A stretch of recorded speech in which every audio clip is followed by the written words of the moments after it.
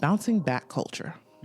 And doing so, of course, after motherhood, after having a baby. And I don't know if I like it. Do you experience that? Have you experienced that? Yeah, definitely. I think it's just 10 times more difficult for the moms.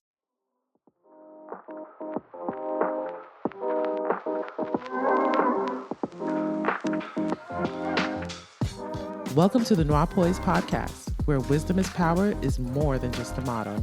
It's our way of life. I don't know if men go through this, but as a woman, I know women go through this. Bouncing back culture. And doing so, of course, after motherhood, after having a baby. And it's physically, mentally, career-wise, your goals, whatever. It's across the board. I feel like there's a lot of pressure on getting back to you. And I don't know if I like it. Do you experience that? Have you experienced that? Yeah, definitely. I think it's just 10 times more difficult for the moms than it is a dad, but the dads do experience that as well. Yeah. Okay. Yeah, because I don't know. I feel like that's something that like you want to do it, but it's really difficult to. And what I found with motherhood is that there's no way in bouncing back because you're not that same person anymore. Mm-hmm. You've had a new life experience that has literally like reshaped your views, some of your views. Sometimes it doesn't, but it often reshapes your views. It makes you look at people and things differently. It makes you prioritize things differently. And so it's almost like you're rebuilding a new version of yourself. So the whole bouncing back thing, whether it's like you got to get your tummy tight again and lose all that weight, or you have to go back to work and keep on going at them goals. You got to do this. You got to do that. You got to keep doing your nails, keep doing that. That's great. I love it to an extent. We recently had a baby. We didn't share. I don't know. The people who know me probably noticed in season 2 that I was pregnant the entire time. My nose was wide. My face was, swollen. So if you know me, you probably noticed that I was pregnant. If not, we were pregnant. Mm-hmm. Well, I was pregnant. And so we just had our second, and that's something that now, obviously, we're doing this podcast as I have a newborn and trying to bounce back into the things that we were doing prior to having our child, and also not forgetting about the goals that I have, not forgetting about myself, which is almost, I don't even know how that's possible, honestly, but bouncing back. So that's what we want to talk about today, and kind of like break down, like, is it really needed? Needed or possible? I like what you said about is it needed or possible? Yeah. I like what you said about not being the same person. So I think one of the problems of trying to bounce back is you try to make your new self fit into what your old self used to be. And there's always going to be some friction there. Always going to be some issues there. And like I said, I think it's 100 times, I said 10 at first, but I mean 100 times worse or harder for the mothers than it is the fathers.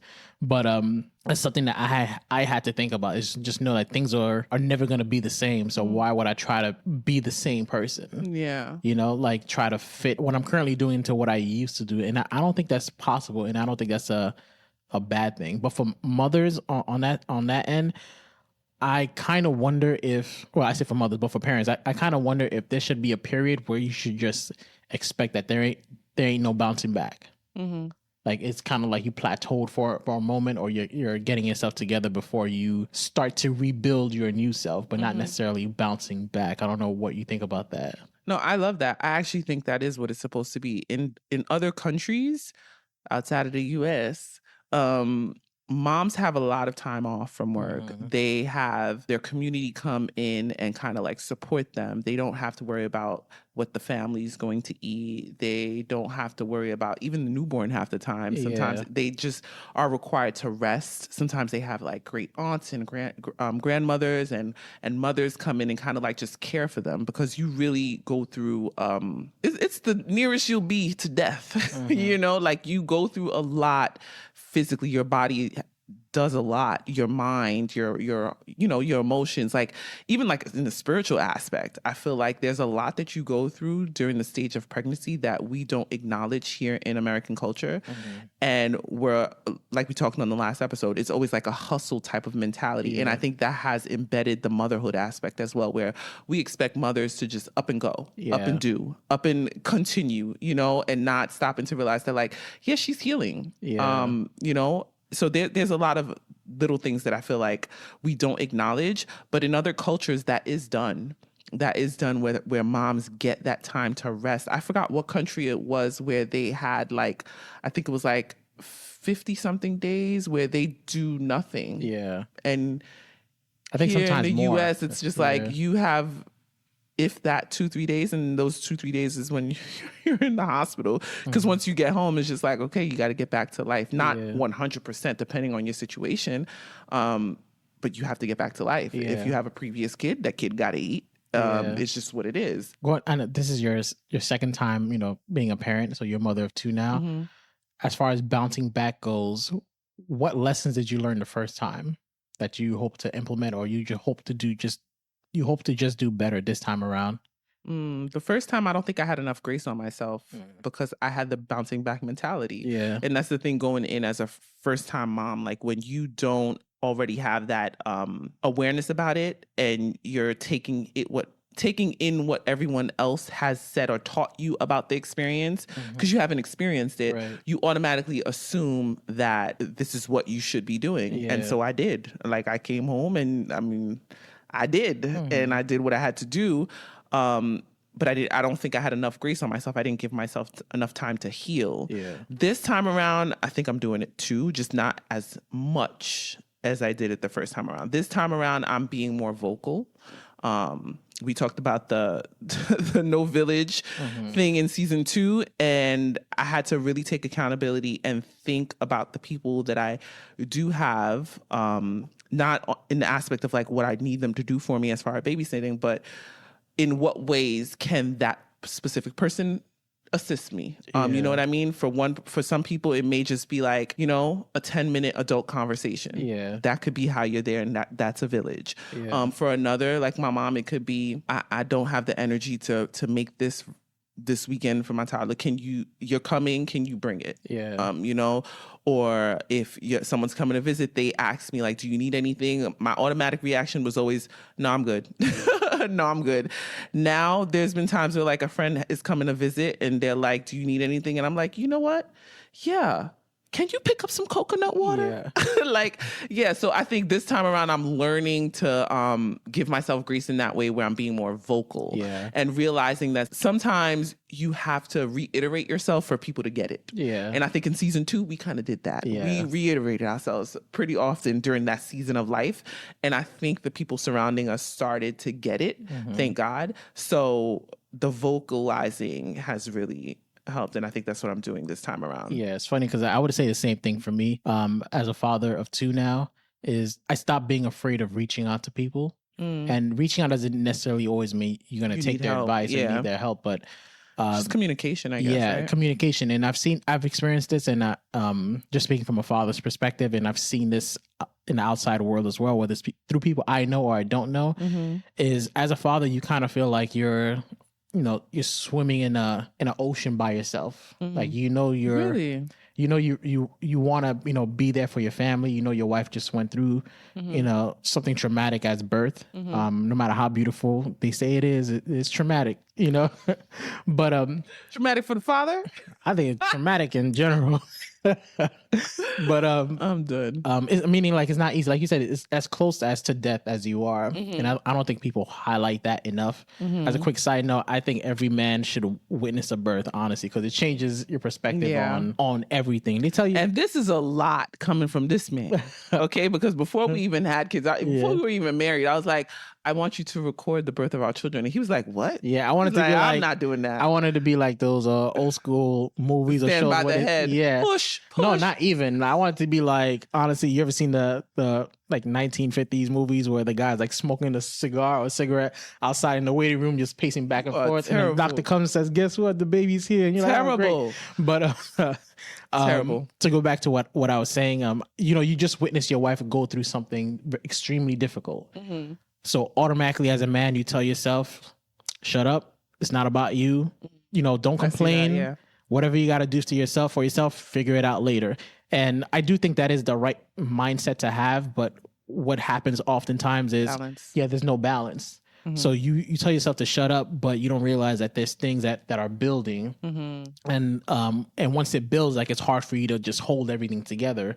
So what has helped me is just reaching out to other fathers and, speaking to them, what did you do in this situation? Or even if it's not about fatherhood, you just have a conversation. Also knowing that you're not going to be able to solve every problem. Right. I think as a man, like, we're problem solvers. I feel like we are. Like, we always want to say, okay, this is the problem.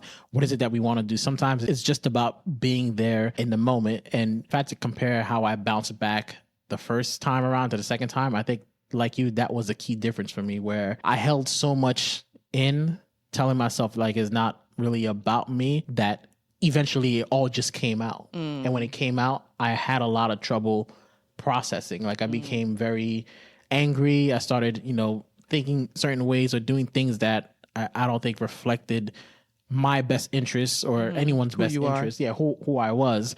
And this time around, because I think I'm more vocal and I'm able to let the pressure out little by little, it's a lot easier to take on that responsibility and bounce back. But that's something I heard a lot of other fathers say as well. Like, it's not just about doing everything yourself. I saw a quote that said, "You can do anything, but you can't do everything." And sometimes I think fathers try to hold everything together emotionally, just being there, that you realize that you're a human too, and you eventually break.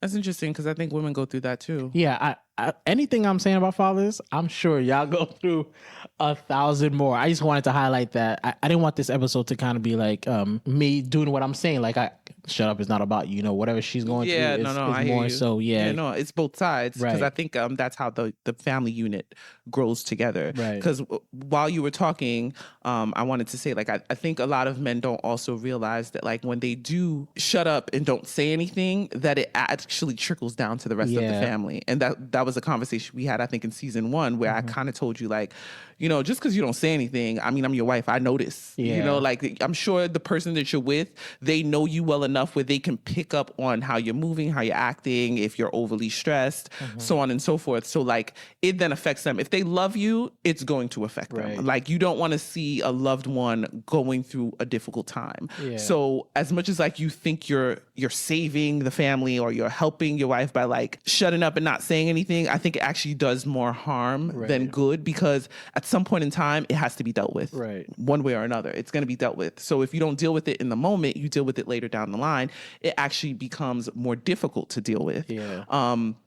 And she notices, because I noticed, you know what I mean? And that's one thing I tell dads now is, I feel like dads should always have a little community. And it doesn't have to be a little community where it's multiple people, but even if it's one other person. I think men need brotherhood, people who can relate, who are like-minded, who they can grow with and, converse. Sometimes it's not even about, like, getting advice, like you said. Like, you don't have to get advice from anyone or ask people how you did it, how did you deal with this. It's more so, like, just saying what you felt in the moment. Like, it doesn't have to be everything, but just speaking to someone is a form of therapy, So I think that definitely is important for men, and it actually helps the women. I think we want y'all to be good, so we can be good. And one thing that helped me personally was I hit someone up about this who loves working out, because I saw something about they call it iron therapy, and they said, like, when you work out, it's actually therapeutic. I believe that.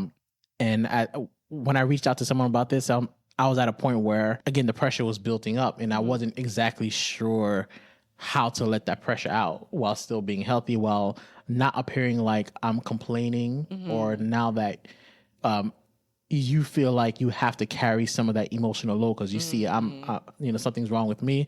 And he suggested like, yeah, like it's 100% true. Like people who work out, they tend to do better under stress, or it releases a lot of stress. Yeah. And that's why that's what I adopted. And instead of I started trying to work out not for the benefit, the physical benefits, but maybe I can just take this time to improve my mentality. And I think it's not only that, but it's alone time too. Yeah, which is necessary. It's alone time, and I think if we had to go back to fundamentals, men are hunters. Men have to see something that's difficult that they want to get and be able to achieve it. I saw a quote that said, and this was targeted towards men. It said, if you want to get over your depression, find something hard to do and do it. Oh, that reminds me what we learned this not too long ago about how a lot of times when people are like sad or depressed, it's because they're not productive. Right. They're not productive. And that was a game changer for me because it forced me then to evaluate my life and see where was I making excuses and how could I challenge myself to conquer something that's difficult. And we talk about this all the time. You tell me not to gain, too much weight and everything. But that's bad weight. Yeah, bad weight. Bad weight. We Yeah, gain good weight, but bad weight is like, Lord. Yeah, I need you to look like a potato. So that was actually one of the driving forces to help me start working out and gaining more weight. Is I saw that it was difficult for me to gain weight, and, eating healthy. So I'm like, all right, maybe this is something that I could tackle. And I compared it to, everyone knows I love boxing, like, weigh-ins. Like, do I have what it takes to reach a certain point? You're laughing, but this is like a video game for you, bro. I mean, they say life is a game, right? But long story short, it gave me something to focus on. And when I was able to reach a deadline, it made me feel good about myself. And that trickles down to that pressure is released now, and it's helping me, bounce back. And one thing I learned personally is once you start bouncing back in one specific area, it helps like everywhere else. True. Yeah. Yeah. Especially with working out. I think I truly believe in that saying, once you feel good, you do good. Yeah. Like if you look good, you feel good, you do good. And I think sometimes it takes doing that. Like as much as you want to work on the internal aspects of yourself. I think that's obvious. But sometimes doing things to benefit your appearance. Yeah. In a healthy, good way, will help you tackle your mentality as well. And working out is definitely one of them. Like, because then you're pushing yourself. So now if you could push yourself to do 60 push-ups instead of 50 push-ups, now you're probably going to be able to push yourself to do that goal that you wanted to work on. And I think it works hand in hand. Yeah. And would you say that as far as motherhood is concerned, or females, there are sufficient resources out there for mothers? No. Okay. I'm glad you said that, because I was under the assumption that there was, and that there wasn't enough for fathers. It's not enough. It's not until, again, this time around, when I started doing more research into like motherhood and what to expect, that I'm like, oh snap, there's not a lot of good, reliable information out there. There's a lot of random information, but there's not enough, I would say, like resources. There's more information for motherhood than there is for fatherhood. Yeah, definitely. But that doesn't mean that it's enough. Right. Yeah. So it made me want to ask you, if you had to say, top 3 ways or top 3 advice for a mother on how to bounce back, like what would it be? Like just from your own perspective. You stay asking me questions that I'm trying to figure out myself. Well, from what you know now. Okay. Yeah. I think it's really top 3 ways for me.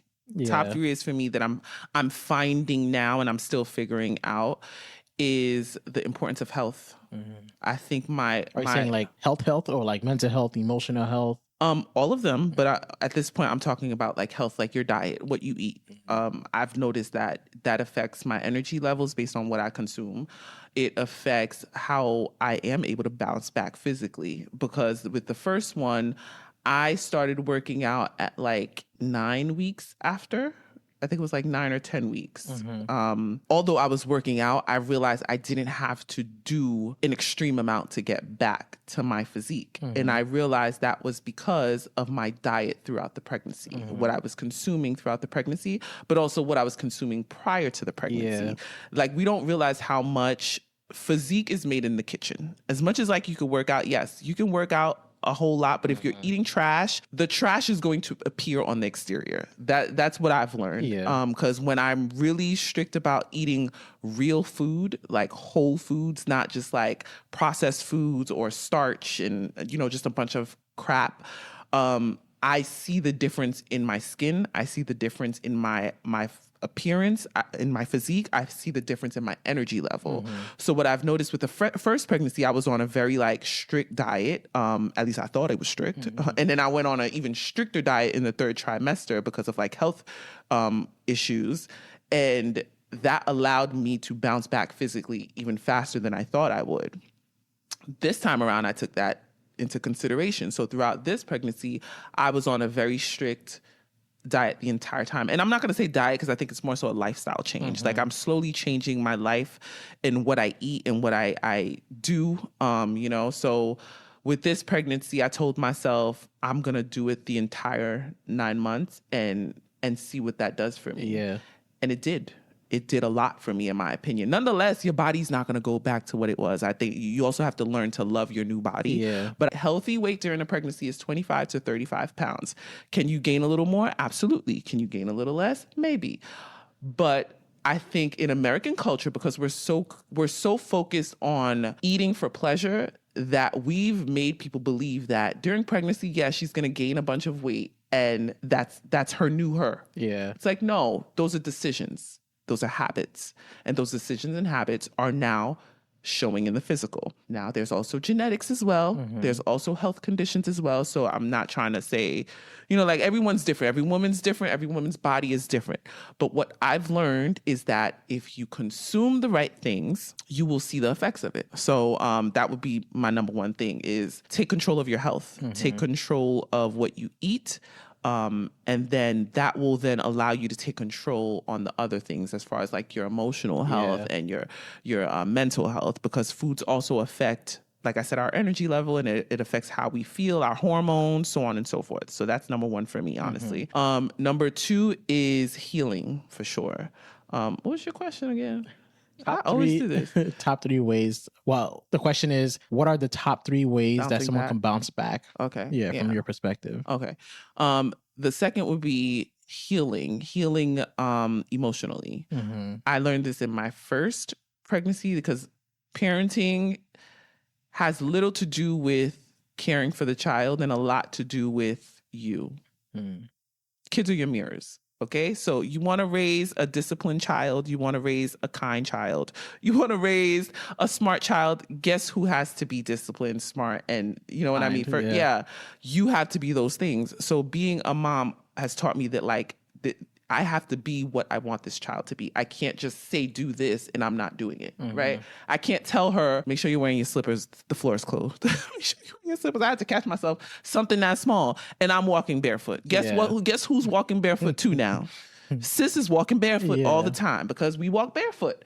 So it's little things like that that you don't realize. Like you have to be what you want to see in those children. And if you're not, then you can't expect anything otherwise. Like I don't want to be one of those parents that looks back at my child 20 years from now and be like, why are they like that? Yeah. It's like they're like that. You. I'm like that because of you. Exactly. So taking accountability in that way and healing, like realizing that like, yeah, things happened, you know, when you were growing up, or things happen based on how you were raised or the environment you're in, but we're adults. And at the end of the day, it's your decision whether you're going to fix it or you're not going to fix it. If you're going to fix it, do the work and fix it. And if you're not going to fix it, don't be mad when your child is also following on that. You know what I mean? So health was one of the things where I'm just like, I don't want my kid eating sugary processed foods all the time and high on like Fruit Loops and fruit roll-ups and all these other sugary Starbursts, whatever, I don't know.